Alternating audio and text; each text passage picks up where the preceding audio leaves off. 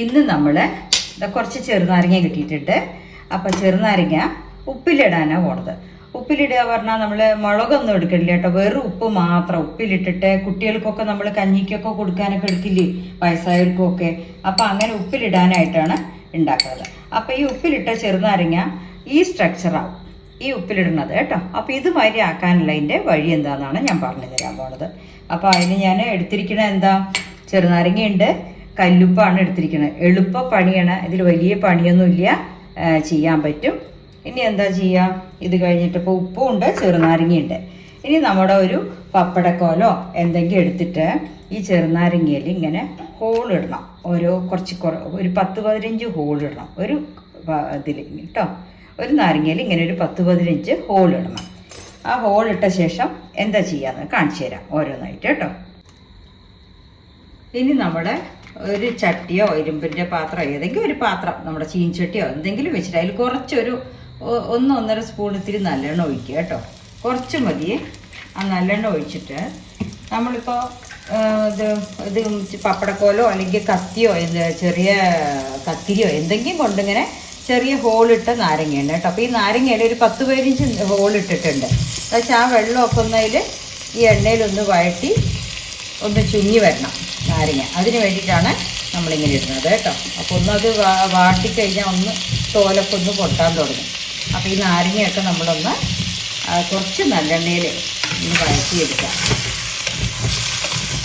ഇതുമാതിരി നന്നായി വഴറ്റുക. അപ്പോൾ ഈ ചൂടുകൊണ്ട് അതിൻ്റെ ഉള്ളിൽ എണ്ണയുടെ അംശമൊക്കെ പോകുമല്ലോ, എണ്ണ പോയിട്ട് ഒന്ന് ചെറുതായിട്ടൊന്ന് പൊട്ടും. നാരങ്ങ ഒന്ന് തോലൊന്ന് പൊട്ടാൻ തുടങ്ങും ചെറുതായിട്ട് കേട്ടോ. ആ സമയത്ത് നമുക്ക് നിർത്തിയിട്ട് കാണിച്ചു തരാം. ഞാനിനി അതായിട്ട് കാണിച്ചു തരാം. അപ്പോൾ ഇങ്ങനെയാണ് വഴറ്റേണ്ടത്. 1-1.5 സ്പൂൺ എണ്ണ ഒഴിച്ചിട്ട് ആ ഹോളിട്ട് നാരങ്ങ ഇതിൽ ഇതുമാതിരി വറുത്തെടുക്കുക കേട്ടോ. ഇപ്പം നമ്മുടെ നാരങ്ങ നന്നായിട്ട് അതിൻ്റെ തോല് ഇത്തിരി നമ്മൾ വറുത്ത കാരണം കുറച്ച് സോഫ്റ്റ് ആയിട്ടുണ്ട്. അതിൻ്റെ നീരൊക്കെ പുറത്ത് വരാൻ തുടങ്ങിയിട്ടുണ്ട്. അപ്പോൾ നമ്മളിനി ഓഫ് ചെയ്യുക കേട്ടോ. അപ്പോൾ നാരങ്ങയുടെ കളറൊക്കെ മാറി ചെറുതായിട്ട്. ഇനി നമ്മളിത് ചൂടാറിയ ശേഷം ടിഷ്യൂ പേപ്പർ കൊണ്ട് തുടച്ചെടുക്കണം. എന്നിട്ടാണ് നമ്മൾ ഉപ്പിലിടുക കേട്ടോ. ഞാൻ അടുപ്പ് കെടുത്തി. ഇത് ഈ ചട്ടി തന്നെ കടന്നോട്ടെ. ചൂടാറിയ ശേഷം ടിഷ്യൂ പേപ്പറിൽ നമ്മൾ തുടച്ചെടുത്തിട്ടാണ് ഉപ്പിലിടുക കേട്ടോ. കാണിച്ചു തരാം. ഇതൊന്ന് ചൂടാറട്ടെ കേട്ടോ. ഇപ്പം നമ്മുടെ ചെറുനാരങ്ങയൊക്കെ ചൂടാറിയിട്ട് ഇനി ഓരോ നാരങ്ങ എടുത്തിട്ട് ഒന്ന് ടിഷ്യൂ പേപ്പറിൽ ഇങ്ങനെ തുടച്ചെടുക്കുക കേട്ടോ. തുടച്ചെടുത്തിട്ടാണ് നമ്മൾ ഉപ്പിലിടേണ്ടത്. അതിന് മുമ്പേ നമ്മളിതിപ്പോൾ പാത്രം എടുത്ത് വെച്ചിട്ടുണ്ട്. ആ പാത്രത്തിൽ കുറച്ച് കല്ലുപ്പ് ആദ്യം ഇടുക. ആദ്യം കുറച്ച് കല്ലുപ്പിടുക. കല്ലുപ്പിട്ടിട്ട് ഇതുമാതിരി നാരങ്ങ ഓരോന്നായിട്ട് തുടച്ചിട്ട് ആ ജാറിലേക്ക് ഇടുക കേട്ടോ. തുടച്ച ശേഷം ഇട്ടാൽ മതി. തുടച്ചിട്ട് അതിലേക്കിടുക. നമ്മളൊന്നും ചെയ്യാനില്ല, ഇത് ഇളക്കി വെച്ചാൽ മതി. വെള്ളേ ഒഴിക്കണ്ട, തന്നെ ഇതിൽ നിന്നുള്ള വെള്ളം വരും.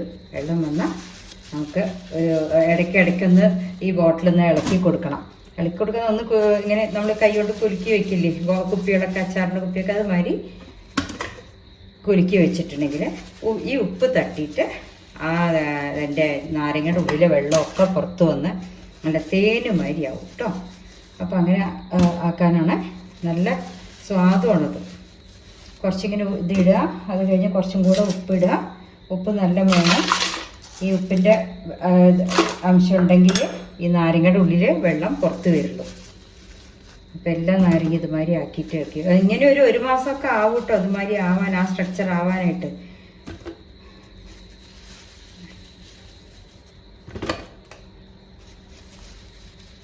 എന്നിട്ട് അനക്കാതെ വെച്ചാൽ മതി. നാളെ ആകുമ്പോഴേക്കും അതിൽ ഇത്തിരി വെള്ളം ഊറി വരും ഇതിൽ.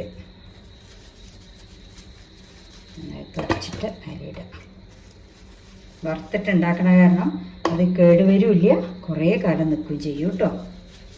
ഇനി വലിയ പണിയൊന്നുമില്ല. അപ്പോൾ എല്ലാ നാരങ്ങയും തുടച്ചെടുത്ത് കഴിഞ്ഞു. ഇനി മുകളിലും കൂടെ കുറച്ച് നന്നായിട്ട് ഉപ്പിടട്ടെ.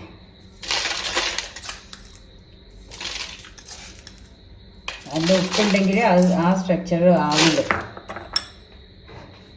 ഈ അടപ്പുകൊണ്ട് അടച്ചിട്ട് ഇങ്ങനെ.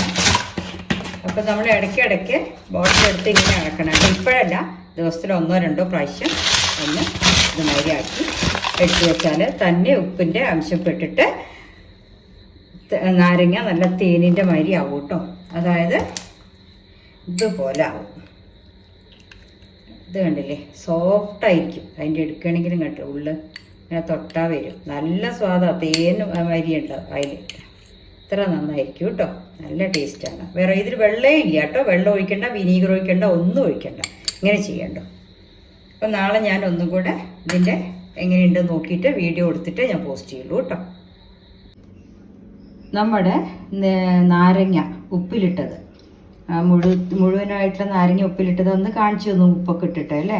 ഞാൻ അതിന് ശേഷം അത് അടച്ചു വെച്ചത് ഞാൻ തുറന്നിട്ടേ ഇല്ല. നമ്മൾ ഇടയ്ക്കിടയ്ക്ക് ഇതിങ്ങനെ ഇളക്കി കൊടുക്കുക. അപ്പോൾ ആ ഉപ്പിൻ്റെ അംശമൊക്കെ അതിൽ പോയിട്ട് നാരങ്ങ നീരൊക്കെ പുറത്ത് വന്ന് ആ നാരങ്ങ ചുങ്ങി ലെവലായിട്ടുണ്ട്. ഇപ്പോൾ കണ്ട് ഇത്ര വെള്ളമുണ്ട് അതിൽ. ഇനിയും വെള്ളം വരും. ഇനി ആയിട്ടില്ല, നാരങ്ങ ഇനിയും നന്നായിട്ട് ചുങ്ങാനുണ്ട്. ഇപ്പം ഞാൻ ഇട്ടിട്ട് 5 ദിവസമായിട്ടോ. അതുകൊണ്ടാണ് ഈ വീഡിയോ പോസ്റ്റ് ചെയ്യാൻ വൈകിയത്. ഇനിയിപ്പോൾ ഒരു മാസമൊക്കെ ആകുമ്പോഴേക്കും അത് അങ്ങോട്ട് നാരങ്ങയുടെ കളറൊക്കെ മാറി ബ്രൗൺ കളറായിട്ട് ടെക്സ്ചർ മുഴുവനും നല്ല സോഫ്റ്റായിട്ടുള്ളതാകും കേട്ടോ. അപ്പോൾ എല്ലാവരും ഇതുമാതിരി ഉണ്ടാക്കി നോക്കുക. നാരങ്ങ ഞാൻ അടച്ചു വെച്ചത് തുറക്കേണ്ട ആവശ്യമില്ല. ഒരു മാസം കഴിഞ്ഞിട്ട് നമുക്കറിയാം, പുറമേ നിന്ന് കണ്ടാൽ തന്നെ ആ നാരങ്ങയുടെ ആയി എന്നുള്ളതാവുമ്പോൾ മാത്രം മതി. ഇങ്ങനെ സോഫ്റ്റായിട്ട്. ഇനി ഈ വെള്ളമൊക്കെ നല്ല തിക്കായിട്ടുള്ള വെള്ളമാവും കേട്ടോ. ഇപ്പോൾ നമ്മൾക്ക് പച്ചവെള്ളം മരിയുണ്ട്, ഇതങ്ങോട്ട് തിക്കായിട്ടുള്ള വെള്ളമാവും. ഓക്കെ. അപ്പോൾ എല്ലാവരും ഇതുമാതിരി ഉപ്പിലിട്ട് വെക്കൂ കേട്ടോ. വീട്ടിലിപ്പോൾ സീസണാണ് നാരങ്ങയുടെ, ഡിസംബറിൽ. ഇപ്പോൾ വാങ്ങി ഉപ്പിലിട്ടാൽ നമുക്ക് കുറേ കാലത്തേക്കായി എടുക്കാം. ഓക്കെ.